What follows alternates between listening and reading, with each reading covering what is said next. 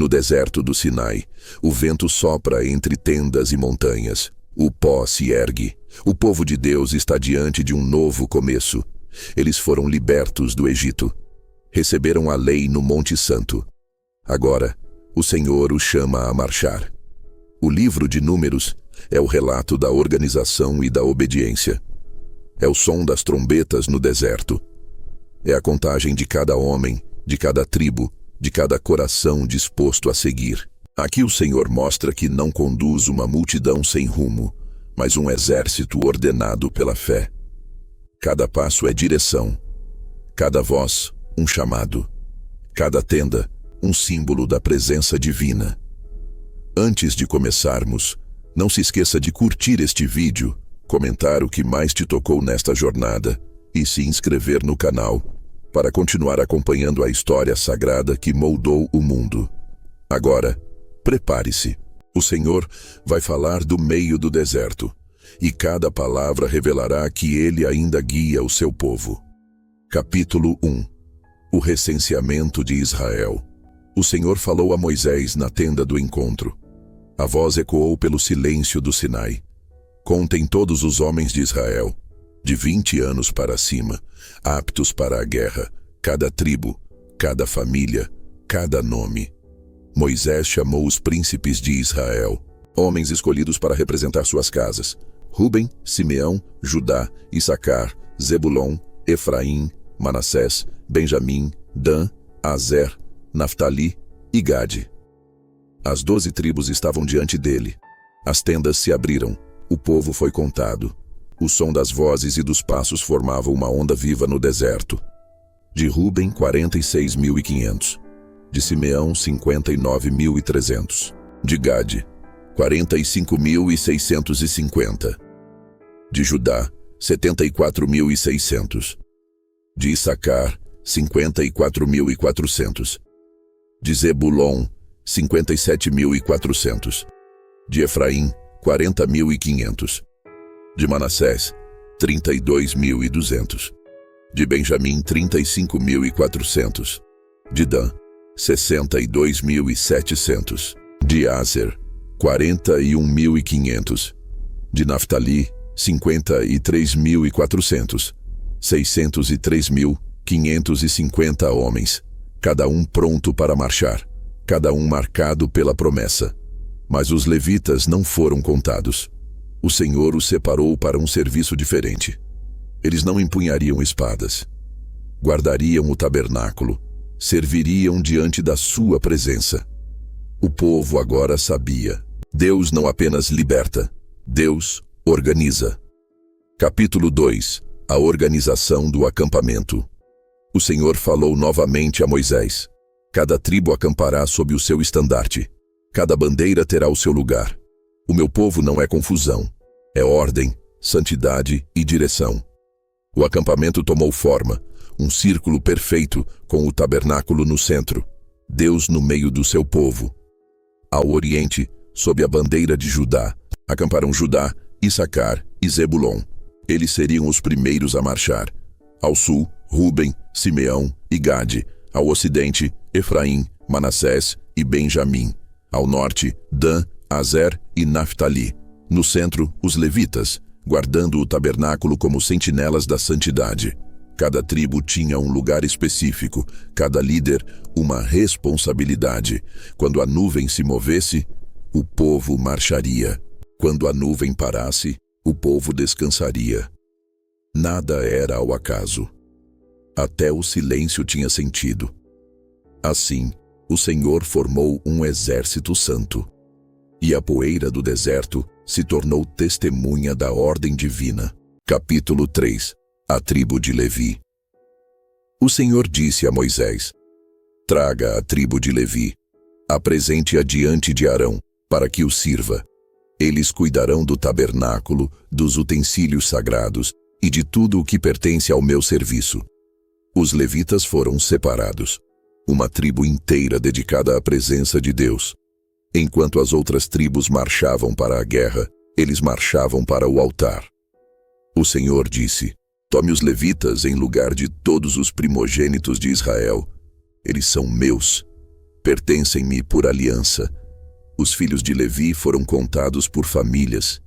Dos Gersonitas, 7.500.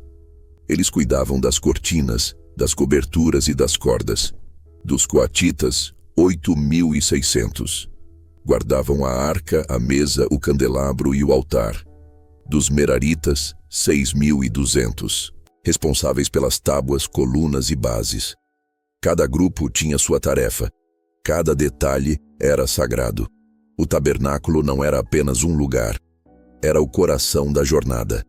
Ali o Senhor falava. Ali o fogo nunca se apagava. Arão e seus filhos serviam como sacerdotes. Eles acendiam as lâmpadas, ofereciam o incenso e mantinham o altar puro diante de Deus. Assim se formou a tribo do serviço. Homens que não empunhavam lanças, mas carregavam a presença. E o Senhor disse: Eu habito no meio de vocês, guardem-se em santidade, pois eu sou o Deus de Israel. Capítulo 4.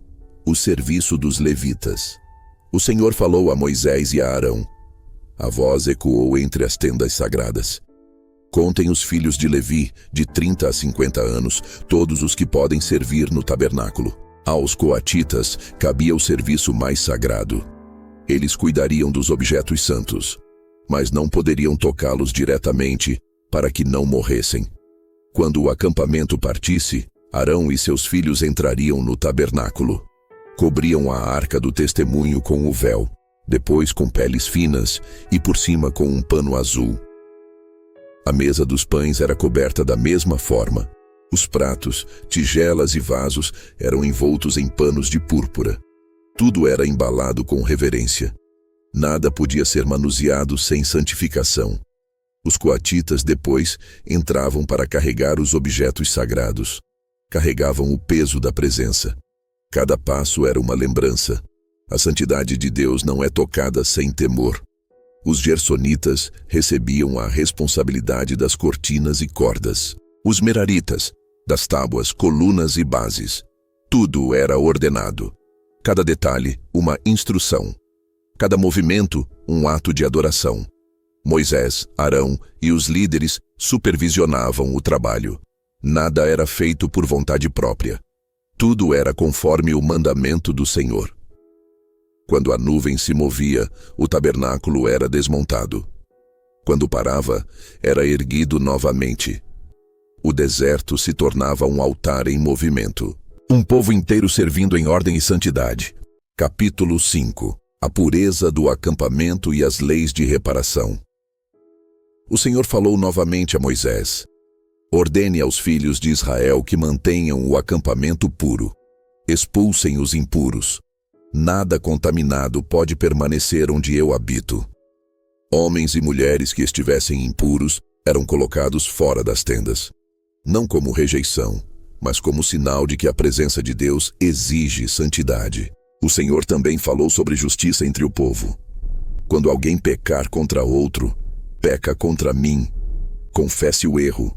Repare o dano. Adicione uma parte a mais e restitua.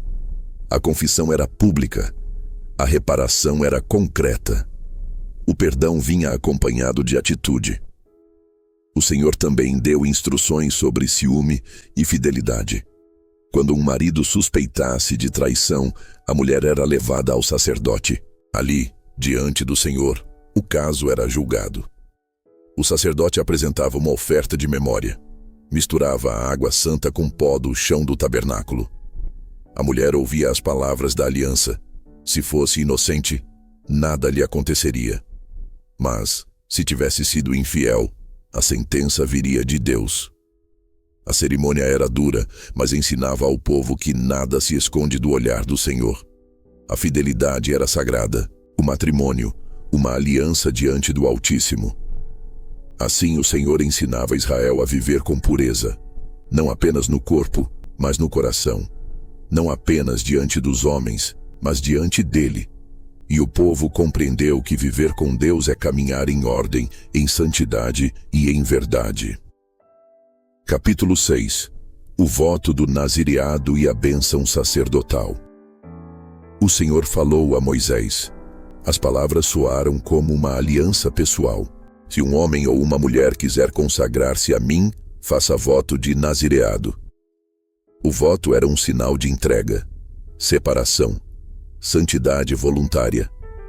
Durante o tempo do voto, o nazireu não podia beber vinho, nem cortar o cabelo, nem tocar em mortos. Seu corpo e sua vida eram dedicados ao Senhor. Era um voto de pureza, um pacto de comunhão. Cada fio de cabelo crescido era testemunha de sua consagração. Ao final dos dias do voto, o nazireu trazia ofertas. Cabelos eram cortados e colocados sobre o altar.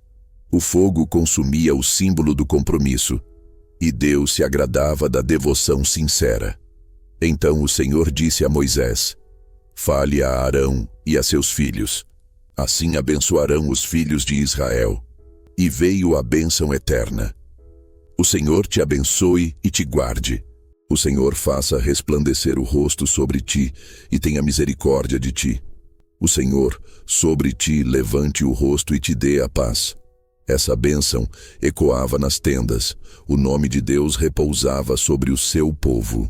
Capítulo 7. As ofertas dos príncipes. No dia em que Moisés terminou de levantar o tabernáculo, os líderes das tribos trouxeram ofertas. Eles vieram diante de Deus com alegria. Trouxeram carros, bois e prata. Ofereceram tudo voluntariamente. O Senhor aceitou suas ofertas. Os bois e os carros foram entregues aos levitas. Cada grupo recebeu conforme sua função. Os príncipes também trouxeram oferendas individuais. Cada dia, um príncipe apresentava seu presente ao Senhor. Foram 12 dias de consagração. 12 tribos diante do altar. 12 corações representando uma nação inteira. A prata cintilava sob o sol do deserto. O ouro refletia a luz da presença divina. Os aromas das ofertas enchiam o ar com reverência e gratidão. E quando Moisés entrava na tenda do encontro para falar com Deus, ouvia a voz do Senhor falando de cima do propiciatório, entre os querubins, sobre a arca da aliança. A presença era real. O tabernáculo vivia. Capítulo 8. A consagração dos levitas. O Senhor falou a Moisés sobre as lâmpadas. Mande Arão acender as lâmpadas para que iluminem diante do candelabro. A luz dourada se espalhou no interior do tabernáculo. Nada ficava em trevas onde a presença habitava. Depois o Senhor ordenou a consagração dos levitas. Eles foram purificados, lavaram as roupas, foram aspergidos com água e trouxeram ofertas diante do altar. Moisés, Arão e todo o povo impuseram as mãos sobre eles. Foi um ato solene, um povo entregando homens ao serviço do Deus vivo. O Senhor disse: os levitas são meus. Eu os tomo em lugar dos primogênitos de Israel. Servirão para sempre diante de mim. Assim, os levitas começaram a ministrar no tabernáculo. Cada serviço era um ato de adoração. Cada lâmpada acesa, um testemunho de fé. Capítulo 9. A Páscoa e a nuvem do Senhor. O Senhor falou a Moisés no deserto do Sinai. Era o 2º ano após a saída do Egito. Celebrem a Páscoa no tempo determinado, no 14º dia do 1º mês, ao entardecer. E o povo celebrou a Páscoa conforme a ordem do Senhor. As famílias se reuniram. O cordeiro foi imolado. O sangue recordou a libertação. A fé foi renovada. Alguns estavam impuros e não puderam participar. Vieram a Moisés com o coração aflito. Por que seremos privados de oferecer a oferta do Senhor? Moisés consultou a Deus, e o Senhor respondeu com graça: aquele que estiver impuro ou distante, celebre a Páscoa no 2º mês, no 14º dia. O Senhor mostrou que a pureza não exclui a misericórdia. Ele conhece o coração que deseja adorá-lo. A partir desse dia, a nuvem do Senhor cobria o tabernáculo. Durante o dia, nuvem. Durante a noite, fogo. Quando a nuvem se movia, o povo marchava. Quando a nuvem parava, o povo descansava. O deserto era guiado por um sinal visível da presença divina. Deus ia à frente. Israel seguia em silêncio, confiando que a nuvem sabia o caminho. Capítulo 10. As trombetas e a primeira marcha. O Senhor falou a Moisés: faça 2 trombetas de prata. Use-as para convocar o povo e ordenar as marchas. Quando ambas soassem, todo o povo se reunia diante da tenda do encontro. Quando apenas uma tocava, os príncipes se aproximavam. O som das trombetas guiava Israel. Chamava para a guerra. Chamava para a adoração. Chamava para mover. Cada toque tinha um propósito. Cada som era uma instrução divina. Quando as trombetas tocavam e a nuvem se erguia, as tribos começavam a marcha. Judá ia à frente. Depois Issacar, Zebulon e as demais tribos conforme sua ordem. O tabernáculo era desmontado. Os levitas marchavam com o altar e a arca. A nuvem se movia diante deles. Era o primeiro movimento da nação santa, o primeiro passo rumo à terra prometida. Enquanto o povo marchava, Moisés orava: levanta-te, Senhor, e dissipem-se os teus inimigos. Fujam diante de ti os que te odeiam. E quando a nuvem repousava, ele dizia: volta, Senhor, para os incontáveis milhares de Israel. Assim começou a jornada do exército de Deus. Um povo conduzido não por mapas, mas por presença. Capítulo 11. As murmurações e o fogo do Senhor. O povo começou a se queixar. O deserto pesava. A fé se enfraquecia. O Senhor ouviu e sua ira se acendeu. O fogo ardeu nas extremidades do acampamento. As chamas consumiram parte do povo. Eles clamaram a Moisés, e Moisés orou ao Senhor. O fogo cessou, mas o nome daquele lugar ficou marcado: Taberá, lugar do fogo do Senhor. Logo o povo murmurou outra vez. Sentiram falta do Egito. Choraram por carne. Desejaram as panelas antigas mais do que a promessa nova. Moisés se angustiou. Caiu diante de Deus e disse: por que me deixaste carregar sozinho este povo? Não tenho forças. O Senhor respondeu: reúne 70 anciãos. Eu tirarei do espírito que está sobre ti e o colocarei neles, e eles te ajudarão a carregar o peso. Então o Senhor enviou codornizes do mar. O vento as espalhou sobre o acampamento. O povo colheu sem parar. Mas enquanto mastigavam, a ira do Senhor se acendeu de novo. Uma praga caiu sobre eles, e aquele lugar foi chamado Quibrote Ataavá, sepulcros da cobiça. Capítulo 12. Miriam e Arão contra Moisés. Miriam e Arão falaram contra Moisés. Ciúme e orgulho envenenaram seus corações. Por acaso o Senhor só fala por meio de Moisés? Não fala também por nós? O Senhor ouviu e desceu de repente. A nuvem pairou sobre a tenda. Ouçam as minhas palavras, disse o Senhor. Quando há profeta entre vocês, eu falo em visão. Mas com Moisés não. Com ele eu falo face a face. A nuvem se retirou. Miriam ficou leprosa, branca como a neve. Arão implorou por misericórdia. Moisés clamou a Deus: ó Deus, rogo-te, cura-a. O Senhor respondeu: se o pai dela a envergonhasse, não ficaria ela isolada 7 dias, que seja assim. E Miriam foi colocada fora do acampamento. O povo esperou até que fosse purificada. Só então seguiram viagem. Capítulo 13. Os 12 espias. O Senhor falou a Moisés: envie homens para espiar a terra de Canaã, a terra que eu darei aos filhos de Israel. 12 homens foram escolhidos, um de cada tribo. Entre eles, Josué e Calebe. Eles caminharam 40 dias pela terra prometida. Viram cidades fortificadas, gigantes e vinhedos férteis. Voltaram com frutos nas mãos. Um cacho de uvas tão grande que 2 homens precisaram carregá-lo num mastro. Mas 10 dos espiões disseram: é uma terra boa, mas habitada por gigantes. Não poderemos vencê-los. Somos como gafanhotos diante deles. O medo espalhou-se como fogo. O povo chorou, esqueceu as promessas. duvidou do Deus que os libertou. Calebe se levantou e clamou: subamos e possuamos a terra. O Senhor é conosco. Mas a multidão quis apedrejá-lo. A fé quase se perdeu naquela noite. Capítulo 14. A revolta do povo. Toda a congregação chorou em voz alta. Melhor seria termos morrido no Egito, gritavam. Escolhamos outro líder e voltemos para lá. Moisés e Arão caíram com o rosto em terra. Josué e Calebe rasgaram suas roupas. A terra é boa, clamaram. O Senhor nos conduzirá até ela. Não se rebelem contra o Senhor. Mas o povo pegou pedras. Quiseram matar os servos de Deus. Então a glória do Senhor apareceu na tenda do encontro. A luz divina iluminou o deserto. Até quando este povo me desprezará? Disse o Senhor.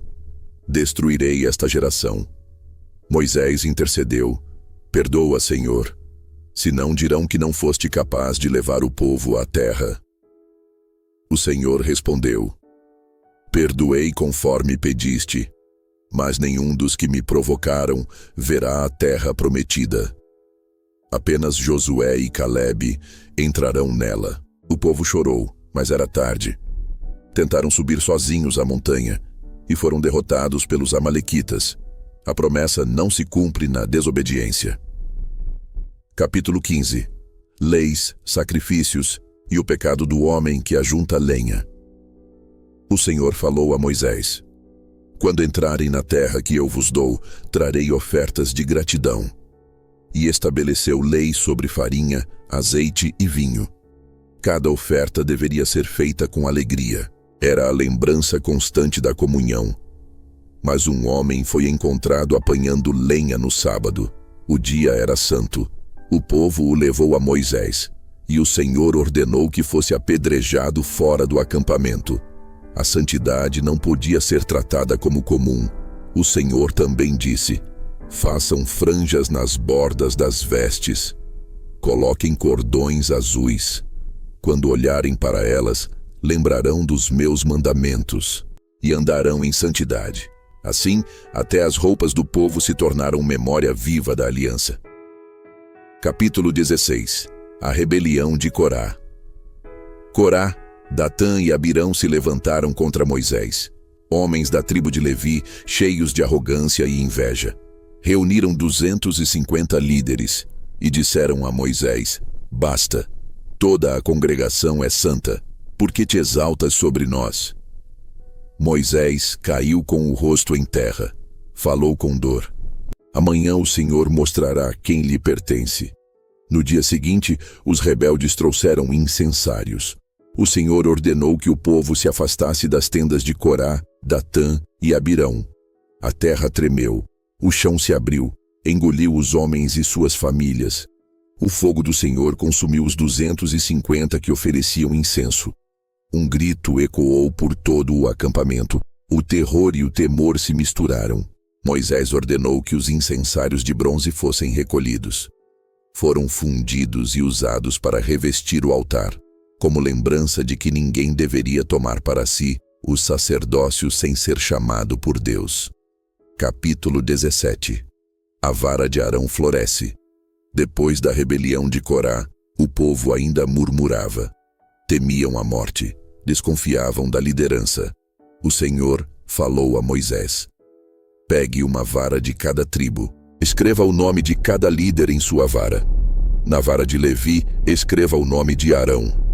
Coloque todas diante da arca do testemunho. A vara do homem que eu escolher florescerá. Assim cessarão as murmurações.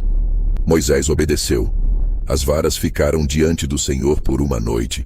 Na manhã seguinte, a vara de Arão havia brotado. Soltou brotos, floresceu e deu amêndoas maduras. O povo se espantou. A vida brotou onde antes havia madeira seca. O Senhor disse: guarde a vara de Arão diante da arca, como sinal para os rebeldes. Israel aprendeu que a autoridade verdadeira não vem da força humana, mas da escolha divina. Capítulo 18. Os deveres dos sacerdotes e dos levitas. O Senhor falou a Arão: Você e seus filhos carregarão a responsabilidade do santuário. Os levitas te ajudarão, mas não se aproximarão do altar. O serviço era santo. Cada função, uma linha entre a vida e a morte. O Senhor designou porções para os sacerdotes. As ofertas, os dízimos e os primeiros frutos seriam deles. Não por luxo, mas por causa do serviço que realizavam diante do Senhor. Eu sou a tua herança, disse Deus a Arão. Entre os filhos de Israel, nada possuirás além de mim. Os levitas também receberam a parte do povo, e deles uma parte era oferecida ao Senhor. A economia da santidade foi estabelecida. Tudo vinha dele, e tudo voltava para ele. Capítulo 19. A água da purificação. O Senhor falou a Moisés e a Arão: tragam uma novilha vermelha, sem defeito. Ela será queimada fora do acampamento. Seu sangue será aspergido 7 vezes diante da tenda. As cinzas da novilha misturadas com água pura serviriam para purificação. Quem tocasse em morto se tornava impuro. Mas com a água da purificação seria limpo ao 3º e ao 7º dia. O Senhor mostrava que o pecado e a morte exigem expiação constante. Até a água lembrava o povo de que a vida é dom sagrado e só Deus pode restaurar o que se torna impuro. Capítulo 20. A morte de Miriam e a desobediência de Moisés. O povo chegou a Cádiz. Ali, Miriam morreu e foi sepultada. A fonte da fé perdeu uma voz antiga. Logo faltou água. O povo murmurou outra vez: por que nos tiraste do Egito para morrermos aqui? Moisés e Arão caíram com o rosto em terra. A glória do Senhor apareceu. Fale a rocha diante deles, disse o Senhor, e ela dará água. Mas Moisés, cansado e ferido, bateu na rocha 2 vezes com o cajado. A água jorrou, mas o coração de Moisés vacilou. O Senhor disse: não me honraste diante do povo. Não entrarás na terra prometida. A água foi chamada Meribá, lugar da contenda. Logo depois, Israel pediu passagem por Edom. O rei recusou. Vieram ameaças e exércitos, e Israel desviou o caminho. No Monte Hor, Arão foi chamado. Moisés subiu com Eleazar, seu filho. Ali, diante de Deus, Arão entregou o seu sacerdócio e morreu. O povo chorou 30 dias. O deserto ficou em silêncio. Capítulo 21. A serpente de bronze. O povo voltou a murmurar. O deserto não terminava. As palavras se tornaram veneno. O Senhor enviou serpentes abrasadoras. Elas picaram o povo e muitos morreram. O desespero tomou o acampamento. Pecamos contra o Senhor e contra ti, disseram a Moisés. Ora por nós. Moisés orou, e o Senhor disse: faze uma serpente de bronze. Coloca-a sobre uma haste. Quem olhar para ela viverá. Moisés obedeceu. Ergueu a serpente de bronze diante do povo, e todo o que olhava para ela era curado. A salvação estava no olhar. A fé transformava o desespero em vida. Depois, Israel marchou de novo. Cantou ao Senhor junto ao poço. Do poço que os príncipes cavaram, suba a água. A esperança renascia. Israel venceu os reis amorreus e basanitas. O Senhor lhes dava vitória após vitória. Capítulo 22. Balaque e Balaão. O rei Balaque de Moabe viu o que Israel fizera aos amorreus. Temeu. Mandou mensageiros a Balaão, o adivinho. Venha, amaldiçoe este povo. Eles são muitos. Talvez assim eu os vença. Balaão ouviu a proposta. Orou, e o Senhor respondeu: não vás. Não amaldiçoes este povo, pois é abençoado. Os mensageiros voltaram com mais riquezas. Balaão hesitou. Deus permitiu que ele fosse, mas com uma ordem firme: diga apenas o que eu mandar. Na manhã seguinte, Balaão partiu, mas a ira do Senhor se acendeu. Um anjo ficou em seu caminho com a espada desembainhada. A jumenta viu o anjo e desviou-se. Balaão a espancou. Ela falou: que te fiz para me bateres estas 3 vezes? E o Senhor abriu os olhos de Balaão. Ele viu o anjo e se curvou até o chão. O teu caminho é perverso, disse o anjo, mas ainda usar-te-ei para abençoar. Balaão seguiu viagem. Balaque o recebeu com festa. Mas o profeta olhou do alto do monte e disse: Como amaldiçoarei quem Deus não amaldiçoou?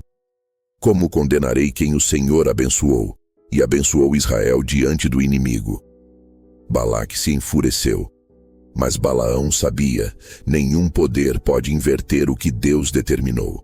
E assim termina a primeira parte da jornada pelo livro de Números. Uma caminhada entre poeira e promessas, entre murmurações e milagres, entre a voz humana e a voz de Deus. O deserto ficou para trás, mas suas lições ecoam até hoje. Israel marchou entre o pó e o fogo, caminhou entre a ordem e a rebeldia, entre a fé e o medo, entre a presença de Deus e o peso da incredulidade. O livro de Números não é apenas sobre contagem, é sobre coração. Deus contou o povo, mas também contou os que permaneceram fiéis. Cada nome registrado é uma história de fé e resistência. Entre tendas e trombetas, entre o maná e a serpente de bronze, o Senhor mostrou que a verdadeira conquista não é apenas chegar à terra prometida, mas permanecer fiel no caminho. No pó do deserto, Deus purificou o seu povo. No calor da provação, forjou o caráter. Entre quedas e perdão, revelou que sua presença é melhor que qualquer destino. A jornada ainda não terminou. Há mais para aprender, mais para confiar, mais para obedecer. Assim como Israel, nós também seguimos entre montanhas e vales, carregando promessas que só se cumprem quando o coração aprende a confiar. E se há algo que o deserto ensina, é que a presença de Deus é suficiente.